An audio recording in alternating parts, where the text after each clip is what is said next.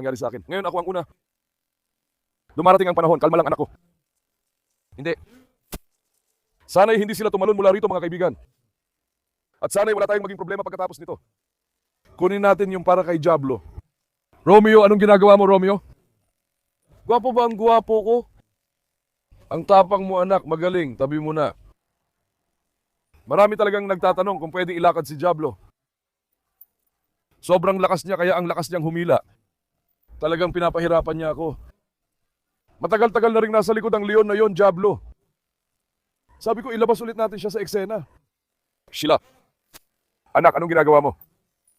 Talihan mo si Sheila at isama siya. Hindi ko siya matali. Alam niyo naman, inaatake niya lahat ng tao. Lalo na kapag nakakita siya ng mas mahina na aso. Agad-agad sumasalakay si Sheila. Sobrang baliw siya pagdating sa bagay na yon. At least, malaki na yung kulungan na nakuha ko ngayon, as in malaki talaga. Mas komportable rin dito ng kaunti. Hindi ko siya pwedeng itali sa labas, baka may mangyari. Kasi lumulubog siya. Diablo! Tyson, huwag kang lumapit sa kanya. Sandali lang, tingnan mo, gumaling na rin ang paa ni Buck. Wala nang natira, ang galing mo, halika. Dahan-dahan lang anak, dahan-dahan lang Diablo. Kuya, sobrang grabe ito.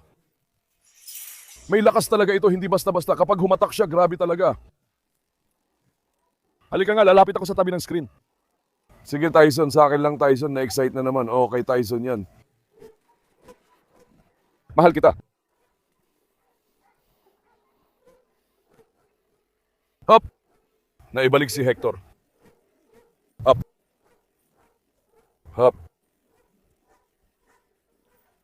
Hop. Hector, pansinin mo, hindi kasing agresibo si Hector kay Diablo kumpara sa pag-atake niya kay Tito. Alam mo kung bakit? Sinabi ko na kay Diablo, kaibigan si Hector. Magkakilala na sila mula pa nung dati silang magkasama sa isang lugar. Pareho kasi silang galing sa isang bakuran nun. Kaya tingnan mo, di kinausap ni Diablo at inatake pa siya nung una. Pumunta ka kay Isabel, mukhang aatakihin siya. Tingnan mo si Isabel. Anak, kalma ka lang. Halika Diablo.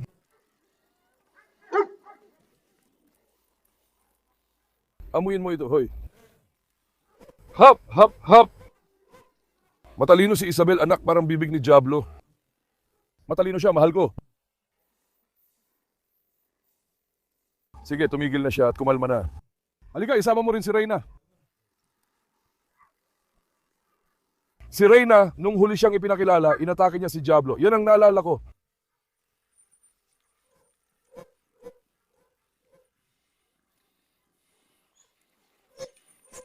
O ayan, umakyat na siya sa ibabaw.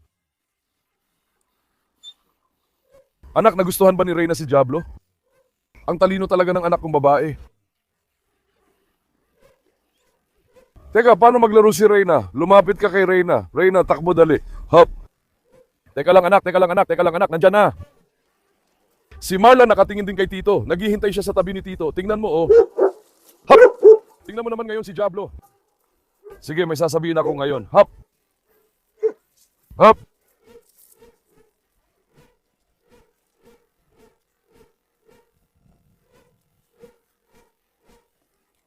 Tumayo ka na, huwag kayong magsalita ngayon ha. Grabe, parang kalmado na yung mga aso ah. Sumpa, totoo, kalmado na. Wala nang nagsabi ng tiyo o Diablo. Tyson, bilisan mo, tara, kay Asya tayo. Miran.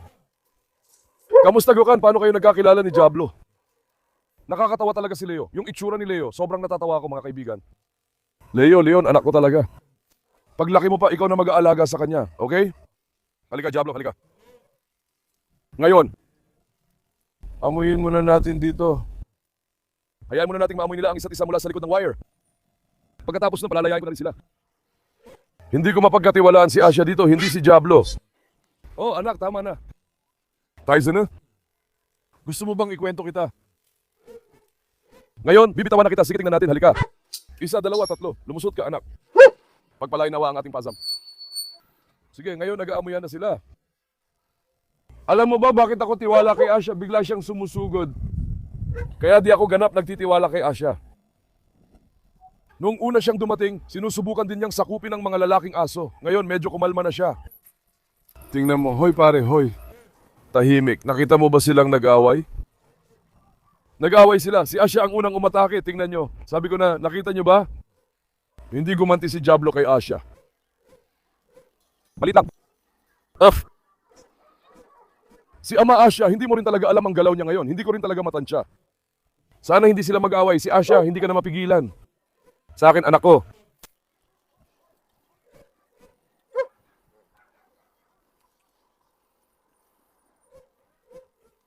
Ito ang mga yun nung nakatali pa sa kable. Nag-away sina Diablo at isa pa. Oh, pinayagan ito ni Ulan. Shh, teka lang anak, teka lang. Ingat ka ha. Halika rito. Baka magka-problema tayo sa passwords. Teka. Lumampas ka. Hintayin mo. Oof. Woof. Off. Off.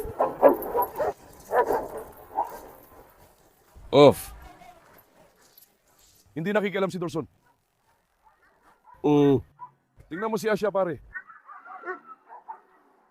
Si Ama Diablo hindi umaatake para lang alam nyo.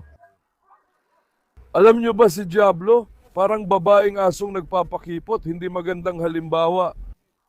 Masakit ulo ko, wag gawin. Kapag pinilit ng lalaki, sinusupalpal ng babae. Naintindihan nyo, wala namang atake ng lalaki doon. Pero si Asya ay napakalakas na kahit ang dambuhalang Diablo ay natalo niya pa. Nakita nyo naman, di ba? Doon, malaki rin talaga si Diablo. Gusto ni Diablo ng atake pero hindi siya umaatake. Kung totoong aatake siya, maglalaban at agad maghihiwalay. Parang landian lang. Sabihin ko na lang sa inyo, ito ay landian. Si Ama Asya ay gusto ang mga babaeng may dangal. Tingnan mo, ibig sabihin tinanggap na niya si Tito. Nakita nyo ba? Hindi siya pumapayag sa ibang lalaki. Tingnan mo, nagagalit siya sa kanya. Sundan pa natin ng kaunti. Halika. Paano nagwala si Diablo, pare? Teka lang, anak, teka lang. Halika. Hindi, walang landian. Asya, binabawi ko na. Ikaw na, di mo ba ginawa? Ayan, galit na siya. Tingnan niyo. Bumuka ang mga mata ni Diablo na parang pantasya. Tingnan mo na lang. Halika, Aslan. Halika, anak, halika. Sabi ni Aslan, galit pa siya at pinapayagan niya ito. Hindi pa siya tapos magalit, mga kaibigan. Tapos na ba? Hindi ko maintindihan, ate. Minsan pumapayag ka, minsan hindi. Hindi ko alam ginagawa mo. May epekto rin ng bagong pagkakakilala. Halika.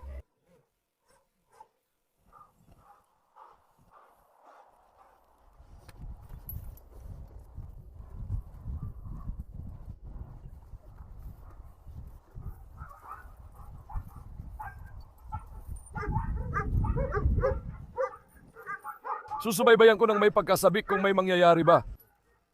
Talagang nagsisimula na silang masanay sa isa't isa. Tito mo siya. Kalma lang, anak. Kalma lang, anak ko. Matapang kong anak. Halika dito, halika. Halika, bakit ka sumisigaw? Bakit ka sumisigaw, anak? Gwapo ka naman, anak. Kalma ka lang, sige nga. Talagang tulad ng nakikita mo may reaction ngayon. Asya. Dahil may mga nagagalit din. Di pinigilan ni Diablo ang atake niya. Dati siguradong may komento siya. Dito kasi may hinahabol siyang galit. Lalaki. Medyo inilalagay niya ang sarili niya sa likod. Dapat hindi lampasan ang hangganan. Si Aslan ngayon. Malilimitahan siya at may excite si Diablo kaya mag-aaway sila. Pareho silang sobrang lakas na aso. Sa pagkakataong ito, mahihirapan talaga ako paghiwalayin sila, mga kaibigan. Alam natin na malakas ang panga ni Diablo at matindi ang kapit kapag kumakagat o humahawak. Hindi natin alam kung ano ang mangyayari. Hindi ko talaga matansya si Diablo. Uy, tingnan mo. Hindi. Shh, Lolo, halika. Lolo, halika. Hindi, Diablo. Halika. Kuya, nandun si Reyna. Inatake si Lolo. Bitawan mo, pare. Hindi ko pinapayagan ang pag-aanak ngayon. Paalam. Sa totoo lang, isa akong tunay na lalaki. Hindi yung basta-basta lang nagsasalita.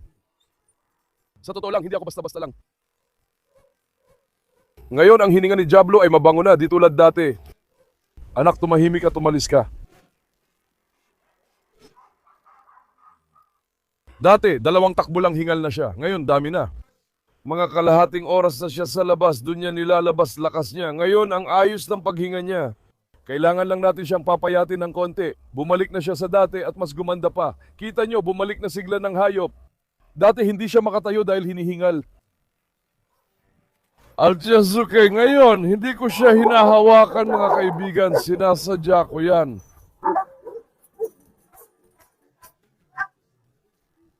Nagunahan sila magdomina. Naintindihan nyo ba? Kaya hindi ako nakikialam. Paghiwalayin natin ngayon. Hindi maganda ang kahihinatnan nito. Hindi maganda ang kahihinatnan nito.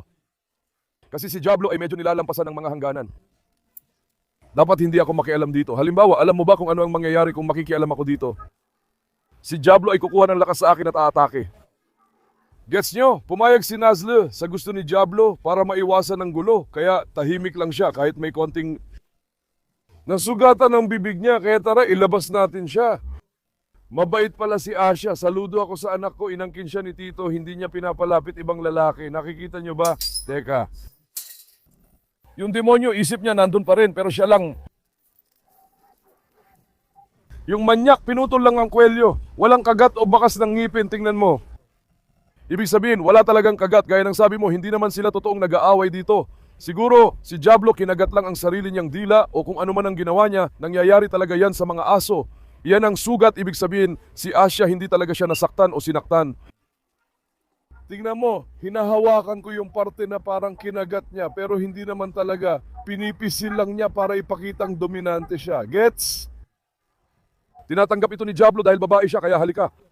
Kung lalaki ang aso, di mo makikita ito. Kung lalaki agad ang aso, aalis na siya. Halika! Tao ako, kalmado, nadisgrasya ka rin ba?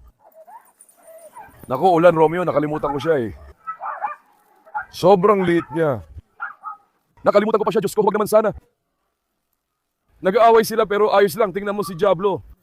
Kuya, naiwan si Diablo sa Asya, ayaw niyang sumama. Halika prinsipe, kukunin kita. Inumin mo ang tubig mo. Mag-relax ka muna, halika. Ilalagay na kita sa kulungan kasama ng mga kaibigan mo. Ilagay na siya sa kulungan niya. Marla. Si Marla, utak Diablo talaga. Sana itong batang ito. Kung hindi lang natin naranasan ng ganitong problema, kung napagsama ko sana silang dalawa, bro, siguradong makakakuha tayo ng mga malulupit na anak mula sa kanila. Pareho silang dekalidad at tunay na anak. Nainis talaga ako bro sa usapin ng mga anak. Bakit natin naranasan ng ganitong kamalasan? Sige na, sa susunod na lang kayo pumunta dito. Kunin muna natin si Tito doon. Hindi ako nagsisinungaling. Sinusundan ako ng barkada. Tingnan mo sila. Sa susunod na lang. Dapat ko bang ilagay si Hector sa tabi ni Asya? Sa tingin niyo?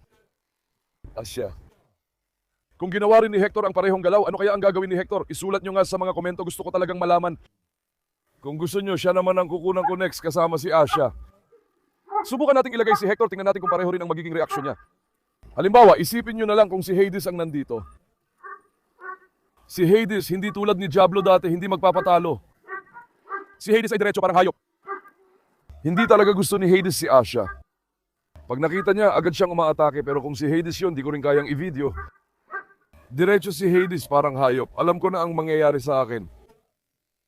Ipapakilala ko siya sa tali sa labas kung gusto niyo, pero delikado ang pagpapakawala. Halika dito, kuya. Ngayon na, kuya. Ipinagmamalaki niya si Asya. Sige, subukan mo. Sige pa siya, tingnan mo, na-miss ni Asya si Tito. Nakita niyo ba? Tingnan mo, na-miss ni Asya. Tahimik siya sa akin pero sobrang lapit niya kay Diablo. Ayaw niya akong tanggapin bilang asawa, mga kaibigan. Ngayon din para sa inyo. Plano kong ipakilala sina Diablo at Asya at mag-video. Mga reaction. Nagulat ako kasi ang akala ko papayagan ako ni Asya bago pa man ang video. Hindi niya ako pinayagan kaya nagulat ako. Pinahiga pa niya si Diablo at pinigilan talaga ako.